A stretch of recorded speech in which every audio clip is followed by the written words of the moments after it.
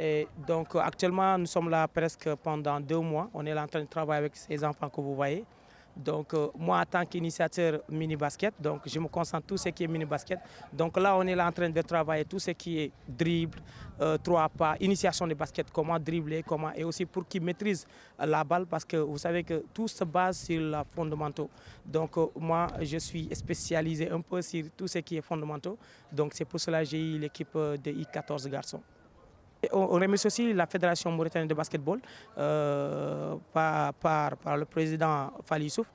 Franchement, depuis qu'il est arrivé, on a vu vraiment que le basket ça commence à s'évoluer, surtout la petite catégorie. On a besoin de la salle, c'est bien sûr, parce que qui dit au basket, qui dit basket, on n'a pas d'infrastructure. Il n'y a pas beaucoup d'infrastructures parce qu'on a que ce terrain depuis, je ne sais pas, 1960 jusqu'à maintenant. On a vraiment envie d'avoir, par exemple, salle omnisport, comme peut faire, par exemple, du basket. S'il y a un tournoi, même s'il y a du vent, on peut jouer. Il y a pluie, on peut jouer. Donc, on a besoin de ça.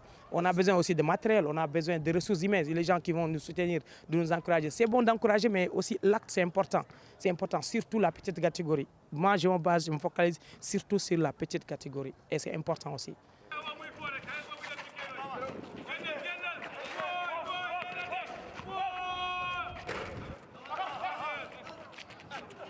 Bon, j'aime basket, j'aime beaucoup encore basket.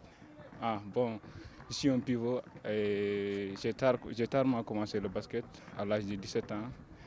J'ai eu beaucoup de difficultés encore pour les dribbles et les pivotages, même dans les attaques.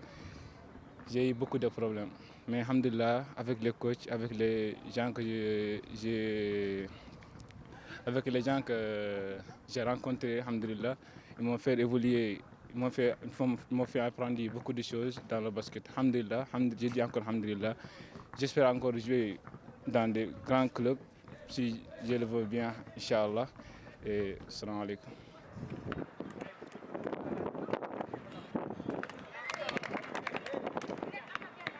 Je m'entraîne au basket depuis 2011. Actuellement, les choses se passent bien parce qu'il y a une nouvelle volonté de la fédération qui impulse une action générale de relance du basket. Donc, nous sommes là pratiquement plusieurs fois par semaine et cela se passe bien avec un encadrement qui est totalement dévoué à ce que nous faisons.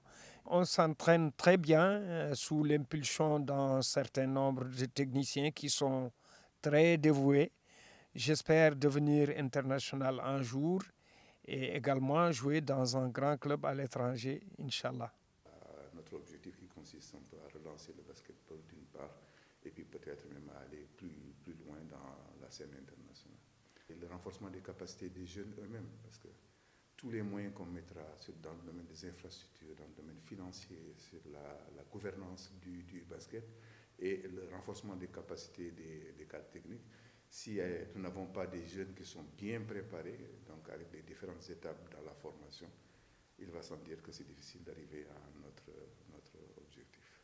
Il nous faut agir pour les infrastructures, parce que c'est sur ces infrastructures que nous allons entraîner les différentes catégories. Imaginez-vous qu'aujourd'hui, nous n'avons pas un seul terrain aux normes internationales. Et ça, c'est inquiétant.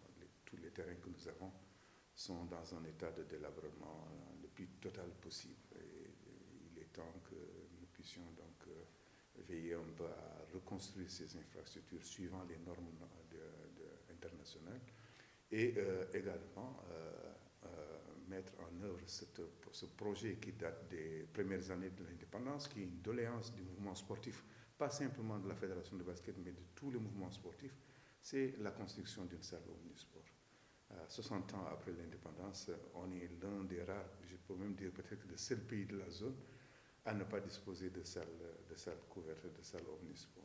Malheureusement, nous faisons face aux problèmes de financement et pour l'instant, nous avons des subventions de l'État qui sont certes encourageantes, mais qui sont d'une efficacité insignifiante parce que nous avons des enveloppes qui tournent autour de 15, 20, 30 millions au maximum depuis 2015.